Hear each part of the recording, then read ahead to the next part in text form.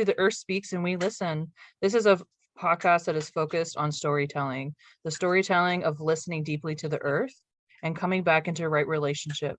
At times when we listen to the earth, we come and we also speak for her when she's not being listened to.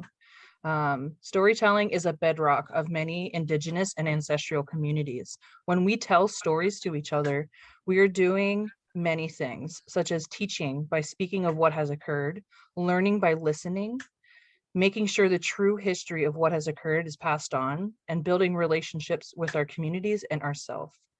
During this podcast, I want to focus on Daniella and the stories that she has within her and her community about her relationship with the earth and how she deeply listens and also speaks for the earth when it's not being listened to.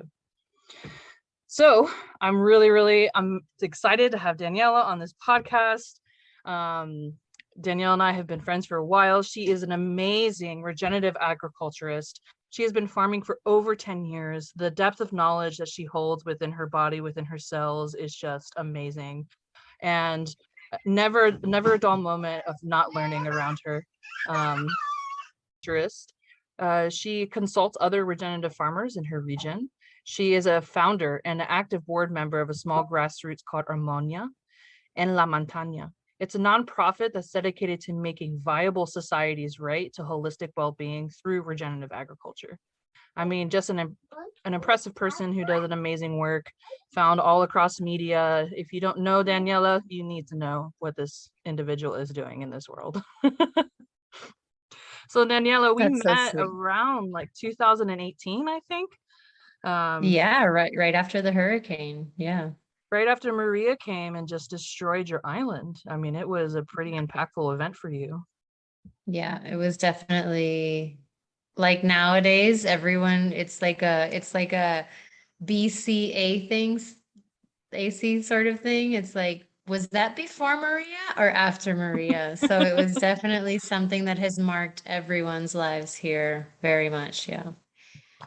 Daniella and I met when we collaborated on several permaculture projects across the island, and it kind of blossomed from there. Yeah.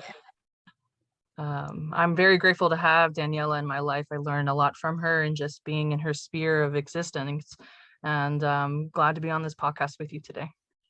Likewise, it's such an honor. I'm so glad that you have me here. So I would love to jump into your amazing story of regenerative agriculture that you want to share today. It's I think it's going to be quite juicy. Awesome. Yeah, it's funny. I mean, because there's so many stories, and there's so many stories that we could share. I could probably fill up your entire season of the podcast with different stories.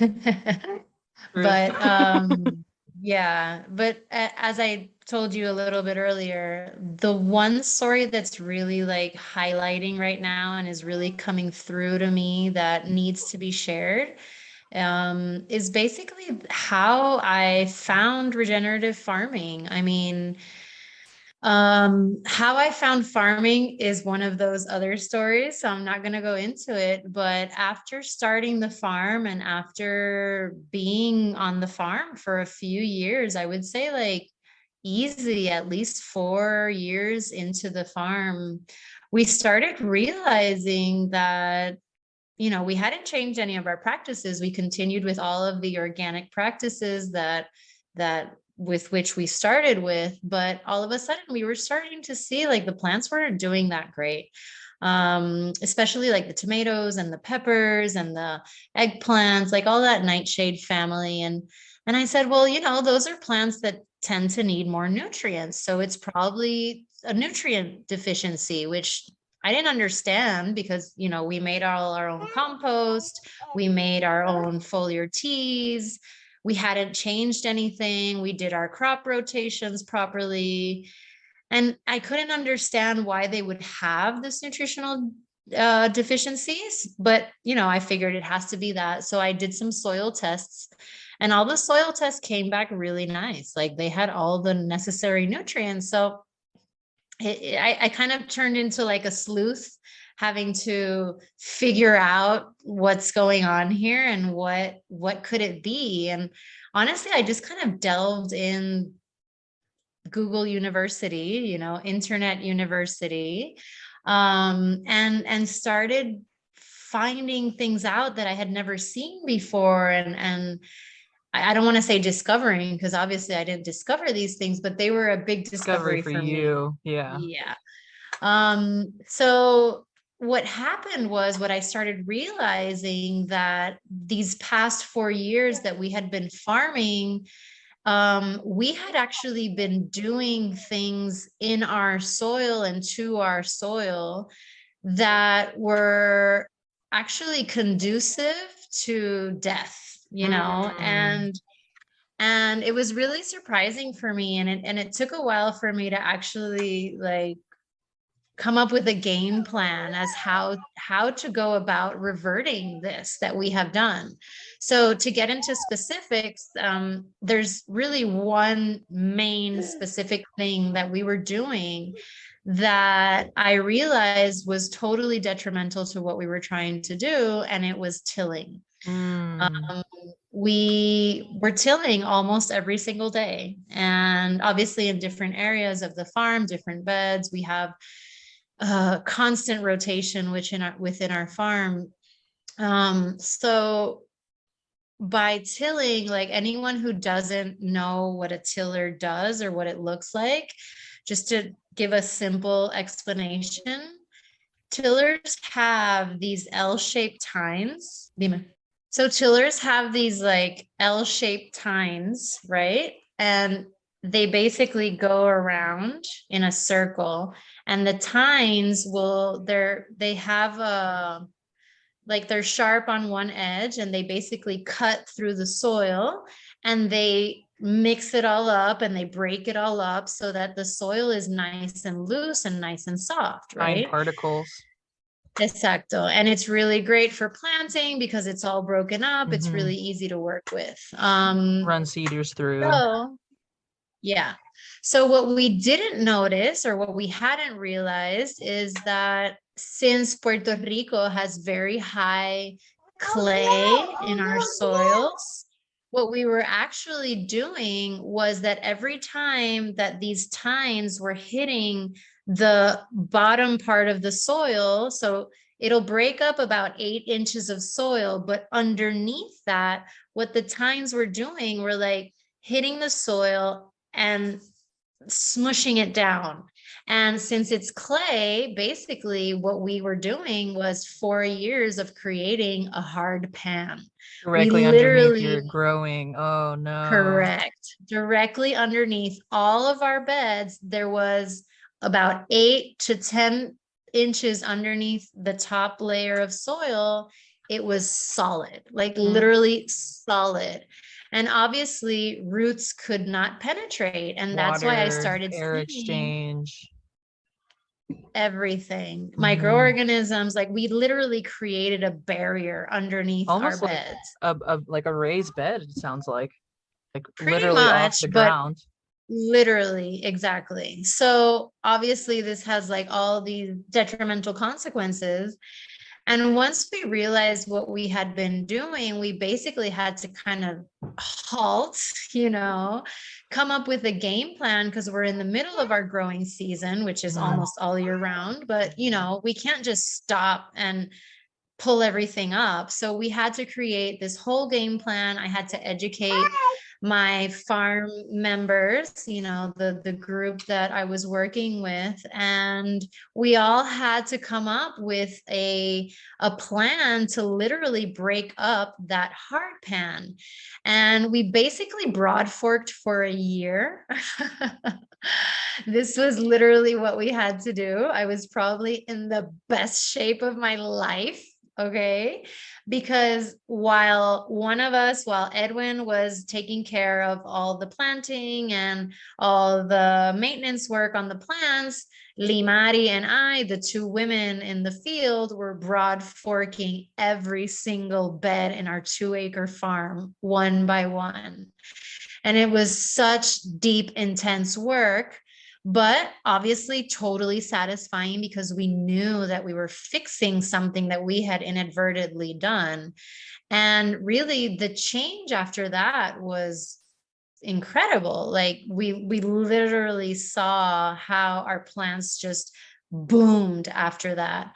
And really that's what started me on this path of researching and investigating more within permaculture and regenerative farming, not just thinking about farming plants. Like that, this is literally when my entire focus of farming shifted from I'm a vegetable grower, or I'm a vegetable farmer, to really I'm a soil farmer, or I'm a tender of the soil.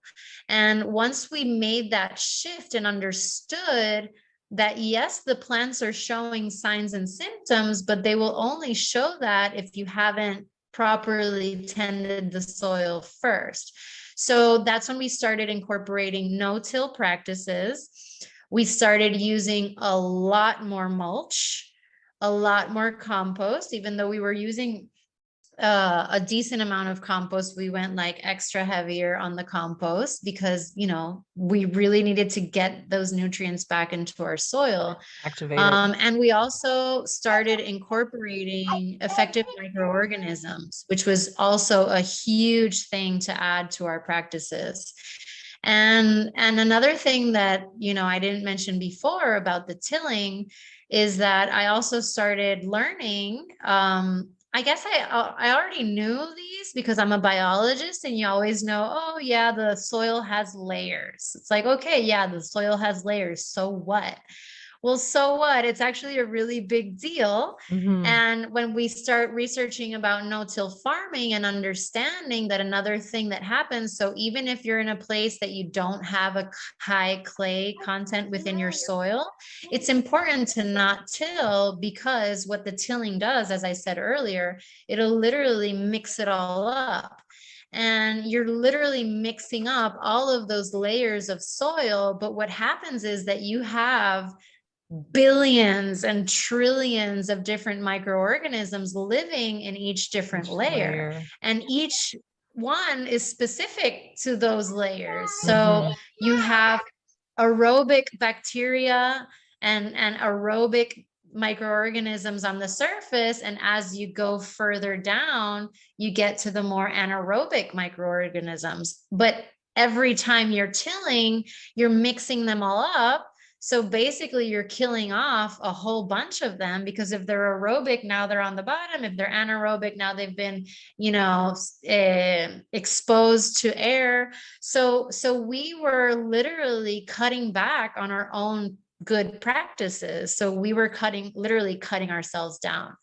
So that was huge for us, you know, to really shift that mindset from farming plants and growing food to really we need to just farm the earth and make sure that the earth has all the microorganisms, all the, you know, compost, anything it needs, and really just leave it alone because it's absolutely perfect the way it is. So yeah, that was a huge story. It sounds like your relationship shifted from like I'm trying to extract these vegetables out of the earth to now I need to understand what is with the earth and how can I work with it. Yeah, definitely. And I mean that's what it's all about, right? That's when we start becoming earth stewards and earth warriors rather than just farmers. I feel there's a big difference.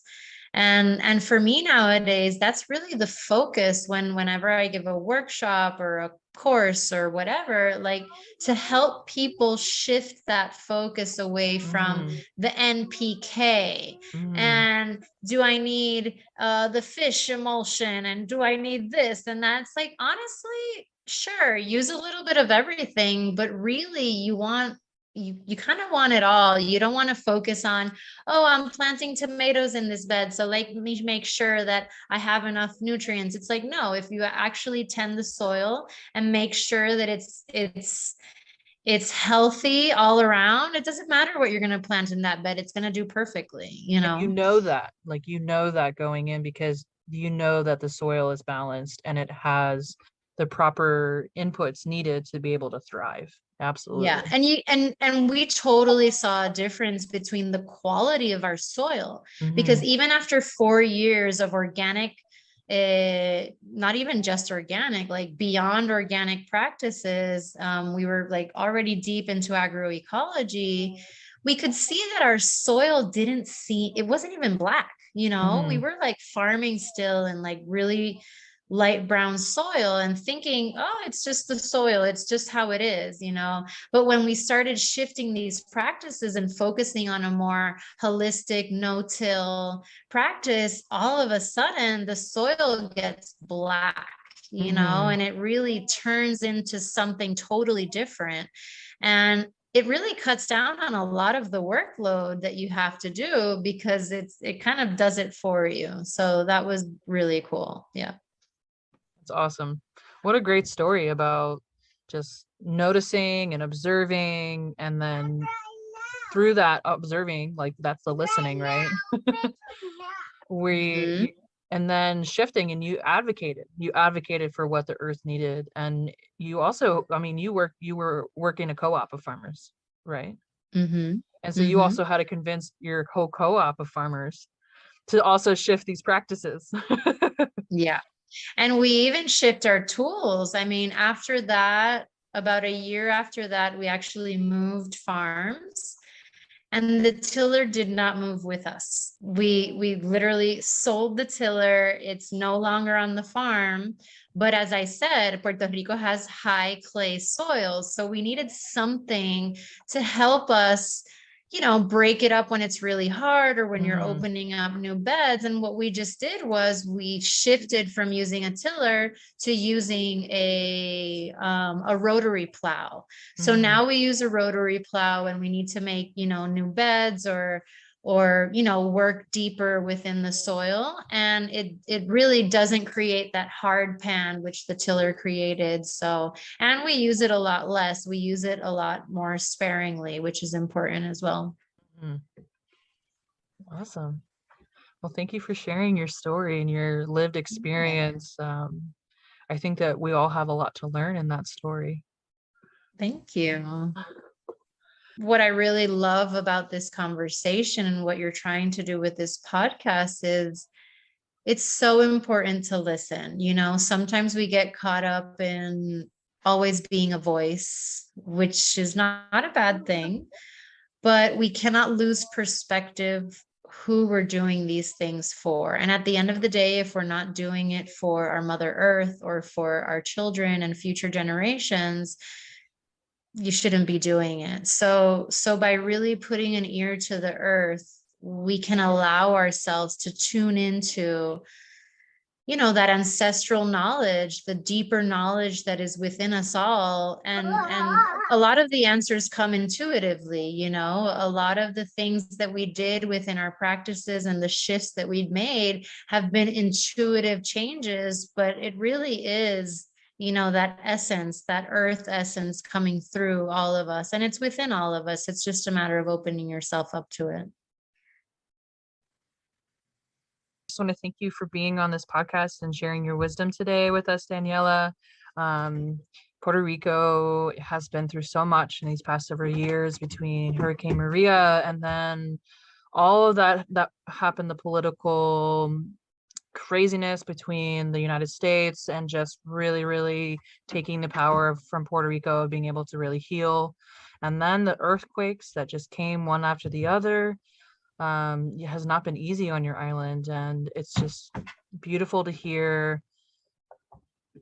the strength that you hold and the wisdom that you're taking and you're sharing widely in your community. And just want to thank you for being an earth warrior and listening to her and sharing it widely and speaking. And it's been a blessing to be with you here today. So thank you. Thank you so much. And if you're interested to learn more about Daniella's work, take a look below.